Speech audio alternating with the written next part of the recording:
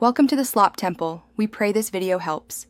You start by preparing your product feed and linking platforms.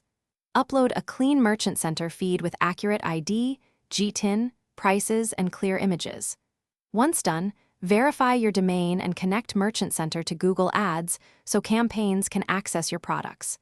Make sure tax and shipping fields are configured and enable local inventory if applicable.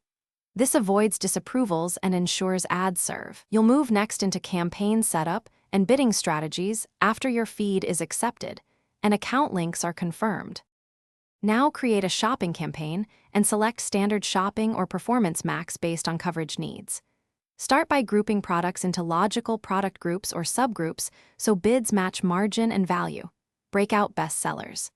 Set initial bids and consider adding negative keywords to prevent irrelevant spend. Define daily budgets and choose a bidding strategy, manual CPC for control or target ROAS for scaled efficiency. Monitor search terms and adjust bids after 48-72 hours of data, so your budget aligns with performance. Finish by reviewing performance metrics and refining. You'll check CTR, conversion rate, and ROAS, then adjust product titles, images, and feed attributes to improve relevance. Once optimized, launch and let campaigns run for a week.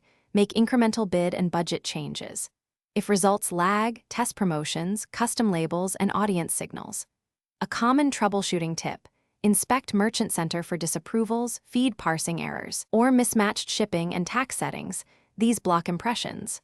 Resolve feed issues promptly and re-request review so ads resume serving. Thanks for watching. Consider subscribing if we helped you.